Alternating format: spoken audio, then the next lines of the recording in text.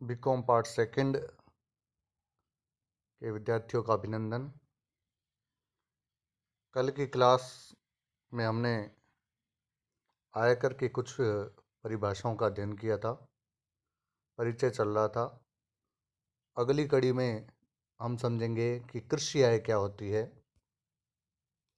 क्योंकि वैसे कृषि आय आयकर अधिनियम की धारा 10 के अकॉर्डिंग भारत में कर मुक्त है, परंतु व्यष्टि और एचयू की आयकर की गणना करते समय एक बार कृषि आय को जोड़कर एक विशेष ढंग से आयकर की गणना की जाती है।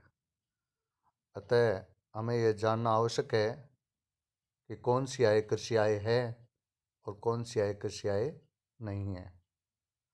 तो हम पढ़ रहे हैं कृषि आय के प्रकार। सबसे पहला प्रकार है भूमि से प्राप्त किराया। यदि किसी भूमि का मालिक अपनी भूमि किसी अन्य व्यक्ति को किराए पर देता है ताकि वह उस पर खेती कर सके, उस खेती के परिणाम स्वरूप वो किसान इस भूमि के मालिक को जो किराया देता है, चाहे वो नगद दे चाहे वो फसल के रूप में दे, तो वो कृषि आय कहलाएगी। अगला पॉइंट है भूमि पर कृषि करने से प्राप्त आय। यहाँ पर कृषि या खेती करने का आशय भूमि को जोतना, पानी देना, बीज बोना इत्यादि है। यदि भूमि का मालिक स्वयं इस पर ये क्रियाएं करता है और उस उपज को बेचकर आय प्राप्त करता है, तो वो भी कृषि आय कहलाती है। इसका तीसरा पॉइंट है अपनी उपज को विक्रय योग्य बनाने वाली क्रिया से आय। कई फसलें ऐसी होती है जिनको विक्रय योग्य बनाने हेतु उसमें क्रियाएं करनी पड़ती है, जैसे उनको सुखाकर बेचना या कोई अन्य क्रिया। अगर वो क्रियाएं कर कर आय प्राप्त की जाती है तो वो भी कृषि आय कहलाएगी। जैसे तंबाकू को बेचने के लिए उसको सुखाना आवश्यक है, जूट से रेशा निकालना आवश्यक है, उसकी सफाई करना आवश्यक है, कॉफ़ी और तंबाकू को विक्रय योग्य बनाना, ये सभी क्रियाएं कृषि आय के अंतर्गत आती है। परंतु सरसों से तेल निकालना, ईख से गुड़ या खांड बनाना, कपास से बिनोला अलग करना, ऐसी क्रियाएं इसमें शामिल नहीं, क्योंकि इन क्रियाओं के बिना भी वो फसल बेची जा सकती है।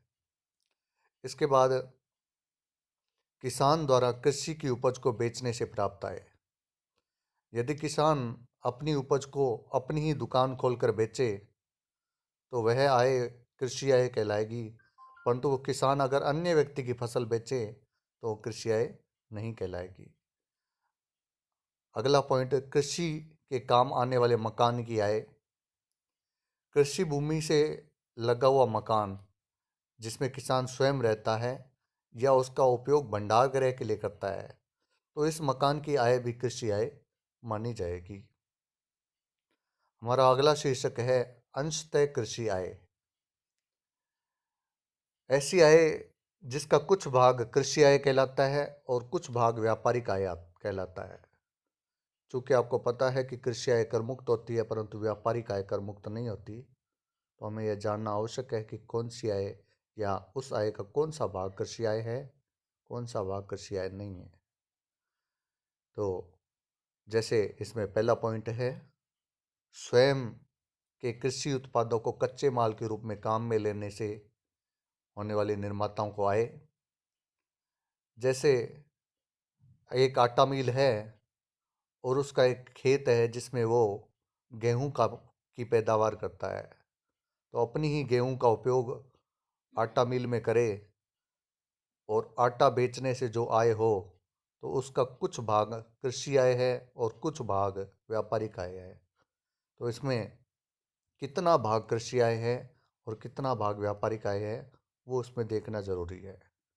उसको निकालने के लिए आटा बेचने से जो आय प्राप्त होती है उसमें से गेहूं का बाजार मूल्य को घटा दिया जाए तो शेष आय व्यापारिक आय कहलाएगी। नेक्स्ट है रबड़ के उत्पादन से आय, इसमें 65% आय कृषि आय कहलाती है और 35% आय व्यापारिक आय कहलाती है। कॉफ़ी के उत्पादन से आय, कॉफ़ी का उत्पादन एवं निर्माण करके बेचें तो 75% आय कृषि आय कहलाएगी और 25% आय व्यापारिक आय कहलाएगी। परंतु यदि कॉफ़ी को उत्पादन, निर्माण, भूनना, जमीन में रखना, खुशबूदार तत्व मिलाना, ऐसी क्रियाएं करके बेचा जाए तो 60% आय कृषि आय कहलाएगी और 40% आय व्यापारिक आय कहलाएगी। चाय के उत्पादन से आय, चाय के उत्पादन में जो आय हो उसका 60% आय कृषि आय और 40% आय व्यापारिक आय कहलाएगी। तो इस प्रकार हमने समझा कि किसी भी आय का कितना प्रतिशत कृषि आय होगी और कितना प्रतिशत व्यापारिक आय होगी। परिभाषाओं का अगला पॉइंट हमारे लिए है सकल कुल आय, जिसको हम ग्रोस टोटल इनकम कहते हैं। करदाता के निवास स्थान के आधार पर विभिन्न शीर्षकों से प्राप्त आय का योग, जिसमें हानियों की पूर्ति का समायोजन कर दिया जाए, अर्थात हमारे पांचों शीर्षकों की आय को जोड़कर उसमें से हानियों की पूर्ति का समायोजन करने के बाद जो आय प्राप्त होगी उसे सकल कुल आय, ग्रोस टोटल इनकम कहेंगे। और कुल आय, इस सकल कुल आय में से धारा 80C से 80U तक की कटौती अगर घटा दी जाए तो वो कुल आय कहलाएगी। इसके बाद है आकस्मिक आय, कैजुअल इनकम। लॉटरी, वर्ग पहली, घुड़दौड़, ताश के खेल, शर्त, जुए में जीती हुई आय, ये सारी आकस्मिक आय कहलाती है।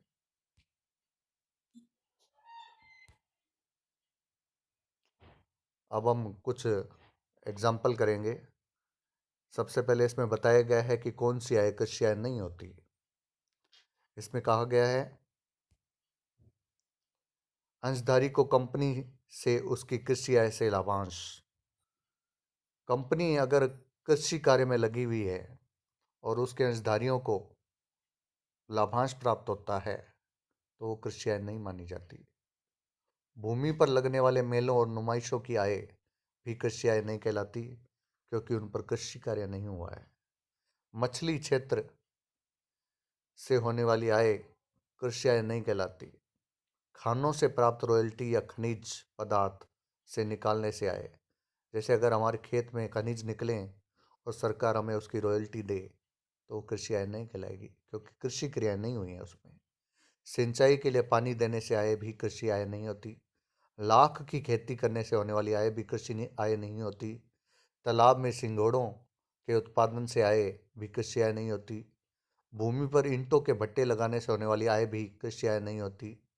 समुद्री पानी में से सोडियम क्लोराइड निकालने से होने वाली आय भी कृषि आय नहीं होती। डेयरी फार्म और मुर्गी पालन की आय भी कृषि आय नहीं होती। कृषि फार्म के मैनेजर को प्राप्त पारिश्रमिक भी कृषि आय नहीं होती उसके लिए। जंगली घास, बांस और अपने आप उगे वृक्षों की बिक्री से आय भी कृषि आय नहीं होती, क्योंकि हमने उस पर कृषि कार्य नहीं किया। पानी पानी देना, जोतना, बीज देना, ये सारे क्रिया नहीं हुई है। ऐसी भूमि का किराया जिसका प्रयोग कृषि में काम न आने वाले पशुओं के चारागाह के लिए किया जाता है वो भी कृषि आय नहीं कहलाएगी। परंतु यदि कृषि के काम आने वाले पशुओं के चारागाह में काम आता है तो कृषि आय होगी। इसी प्रकार कृषि कार्यों के लिए प्रयोग की गई भूमि के संबंध में किराए की बकाया रकम पर ब्याज, क्योंकि ये बकाया रकम का ब्याज है, इसलिए कृषि आय नहीं होगी। कृषि भूमि को फिल्म की शूटिंग के लिए किराए पर देने की आय भी कृषि आय नहीं होगी। अब एग्जाम्पल है, आपसे पूछ रहा है कि ये कृषि आय है अथवा नहीं। सबसे पहला पॉइंट है कृषि के काम आने वाले पशुओं को चराने के लिए दी गई भूमि से प्राप्त किराया, तो ये कृषि आय होगी, क्योंकि कृषि के काम आने वाले पशुओं द्वारा चरने के लिए ये खेत दिया गया है। इसके बाद है एक फर्म के साझेदार को फर्म से प्राप्त वेतन, जबकि फर्म कृषि कार्य में संलग्न है। यहाँ पर साझेदारों द्वारा कृषि कार्य किया जाता है, उसके फर्म से उनको वेतन प्राप्त होता है, तो अतः ये आय उनके लिए कृषि आय होगी। किसानों द्वारा अपनी उपज का उत्पादन अधिक होने के कारण प्राप्त इनाम, तो इनाम कृषि आय नहीं है। तूफान से फसल नष्ट हो जाने के कारण बीमा कंपनी से प्राप्त क्षतिपूर्ति की रकम, ये भी कृषि आय होगी। तंबाकू को सुखाकर बेचने से आय, ये भी कृषि आय होगी, क्योंकि तंबाकू को बिना सुखाकर बेचा नहीं जा सकता। हरी चाय का को उपयोग योग्य बनाकर बेचने से आए, ये कृषि आय नहीं होगी, क्योंकि हरी चाय बिना उपभोग योग्य बनाए बेची जा सकती है, क्योंकि हरी चाय बेच